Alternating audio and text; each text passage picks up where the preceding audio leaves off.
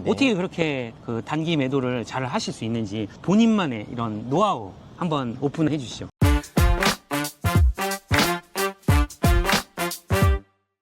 안녕하세요. 흑도입니다. 오늘은 제가 의정부에 있는 한 아파트를 보러 왔는데 저희 수강생 중 한 분이 그 의정부에 있는 한 아파트를 올해 초에 낙찰을 받아서 불과 몇 달 안 돼서 단기 매도에 성공한 케이스가 있어서 의정부로 달려왔습니다. 먼저 자기소개 한번 부탁드릴게요.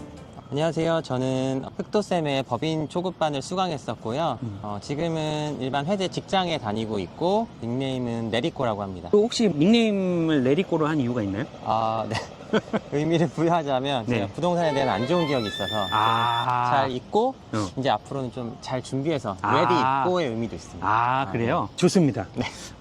근데 제가 이 물건을 딱 이렇게 봤는데 네. 낙찰을 상당히 잘 받은 것 같아요. 네. 일단 이 물건이 조금 사람들에게 익숙치 않은 신탁공매 물건. 신탁공매요? 네네네. 일반적으로 우리가 경매를 보통 시작을 하게 되면 네. 뭐 경매부터 하고 그다음에 이제 공매를 한다든지 네. 이렇게 하는데 신탁공매까지는 이게 정보가 이렇게 많이 오픈이 되어 있지 않기 때문에 네. 보통 잘 안 보게 되거든요. 네, 그렇게 돼서 다행히도 좀 경쟁도 덜했던 것 같고요. 제가 좋은 가격에 낙찰을 받을 수 있었던 것 같습니다. 알겠습니다. 일단 낙찰 받으신 물건을 한번 보면요. 네. 여기는 이제 경기도 의정부시 의정부동에 있는 의정부역 진산앤 월드 메르디앙이라는 아파트입니다. 그래서 감정가가 3억 8,300만 원에 나와 있는데, 와, 이거 낙찰 굉장히 잘 받은 것 같은데요?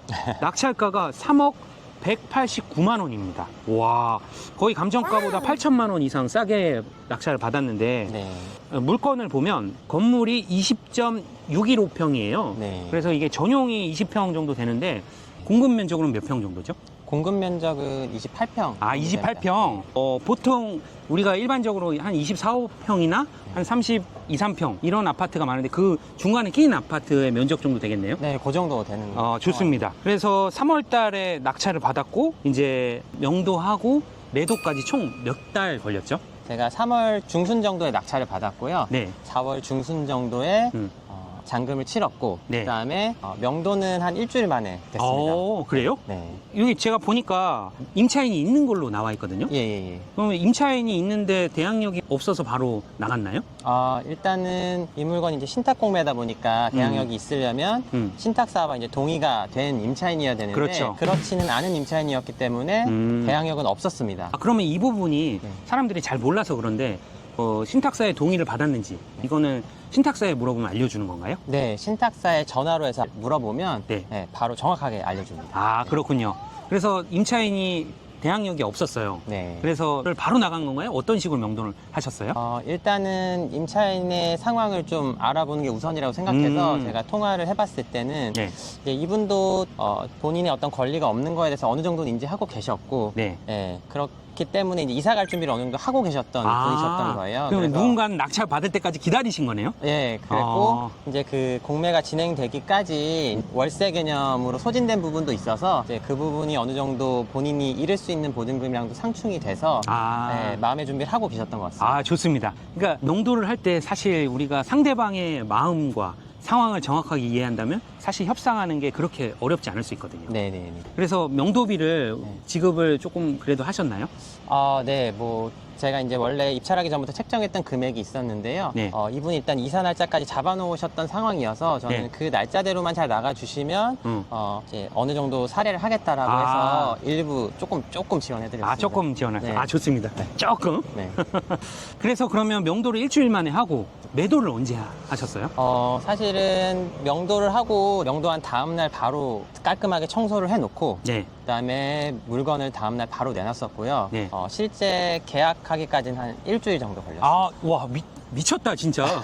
그러면 명도하고 일주일 있다가 매수인을 찾아서 계약을 하신 거네요? 예, 맞습니다. 그러면 잔금을 언제 받았어요? 잔금은 그로부터 한 달이 조금 안 돼서 받았습니다. 네. 좋습니다. 아까 제가 이 경매지를 보다 보니까 네. 낙찰이 3억 189만 원인데 네. 두구두구두구두구두구두구두구 얼마에 팔았을까요? 제가 최종적으로 매도한 금액은 3억 5,900만 원입니다. 와, 미쳤다. 그러면 낙찰 받고 계약금 받아서 잔금 할 때까지 총 기간이 몇 달이죠?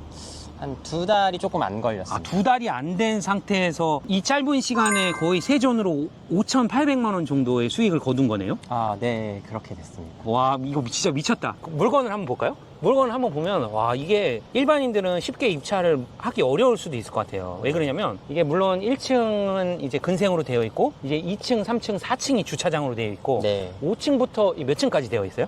24층이 5층부터 24층이 이렇게 아파트로 되어 있는 나홀로 단지란 말이에요. 그러다 보니까 거래가 많이 없을 수도 있고 네. 뭐 하기 때문에 대단지보다는 확실히 좀 열세인 부분이 있긴 하거든요. 네네. 그래서 일반인들, 특히나 초보자들은 이런 나홀로 단지를 봤을 때 우리가 겁을 먹고 이제 낙찰을 받기가 좀 주저하는 경우가 있는데 혹시 어떤 확신을 갖고 입찰을 하게 되셨나요? 아, 네. 일단은 그 네이버 부동산을 통해서 네. 실거래가 어느 정도 있는지를 먼저 확인을 했었고요. 네. 그러면 저는 실거래 찍힌 어떤 거래량과 네. 그리고 지금 나와 있는 최저가 매물 그걸 고려했을 때 제가 생각한 어떤 금매 가격이면 아, 금매로? 네, 빨리 팔 수 있을까에 대해서 부동산 임장을 통해서 여러 번 확인했을 때 네. 제가 생각한 가격 근처로는 빨리도 팔릴 수 있겠다라는 확신이 아, 들어서 그러면 입찰을 하게 됐습니다. 호가는 어느 정도에 나왔었나요? 그 당시 최저가 매물이 3억 8천 원짜리가 아. 하나가 있었고요. 3억 8천? 네네네. 그러면 3억 8천짜리를 거의 3억 5,800에 매도를 한 거네요? 네, 그렇다고 볼 수 있는데 예. 이제 그 당시에 3억 8천은 실제로 거래되긴 조금 어려운 금액이라고 아. 말씀하셨어요. 네네. 그래서 이제 저는 그러면 뭐 3억 5, 6천 정도면 빨리 팔아볼 수 있을까에 집중해서 부동산 임장을 했고요. 네. 이제 부동산 사장님들 의견과 제 판단을 통해서 그 정도 가격에 팔려고 입찰을 상당히 했었습니다. 좋은 전략인 것 같은데 제가 이게 실거래를 보다 보니까 최근에 3억 7,800에 거래된 사례가 한 건 있더라고요. 아, 네네. 혹시 그게 그 물건 아닌가요? 그 물건이 맞는 것 같습니다. 아. 층까지 고려해보니까 잔금 받고 지금까지 한 3달 됐는데 네. 혹시 3달만 더 있었으면 좀 한 2천 더 벌 수 있었는데 뭐 그렇게 생각할 수도 있는데 조금 아쉽진 않나요? 그렇지만 저는 그 사이에 또 새로운 물건을 낙찰받았기 때문에 기가 막히네. 네, 아쉽지는 않습니다. 그럼 많은 사람들이 사실 지금 저 사람은 어떻게 이렇게 단기에 낙찰받아서 매도를 해서 세후 수익을 거두지? 이런 궁금증을 많이 갖고 있을 수 있거든요. 네네네. 그러면 일반적으로 개인인 경우에는 1년 미만에 매도를 하면 양도세가 우리가 70%잖아요. 네, 맞습니다. 그래서 이걸 어떻게 혹시 해결하셨나요? 말씀하신 대로 일반 양도세로 저희가 세금을 내게 되면 단기에 이제 70%라는 세금이 붙게 될 거고 그렇기 그렇죠. 때문에 실제적으로 남는 금액이 거의 없을 거예요. 그래서 네. 저도 이제 주변에서 여러 공부하시는 분들에게 정보를 얻어서 네. 매매 사업자를 내게 되면 음. 이제 이 세금을 양도세가 아닌 종합소득세로 낼 수 있는 아. 방법이 있다고 해서 기간에 상관없기 때문에 예. 그 부분을 저는 활용해서 오. 했습니다.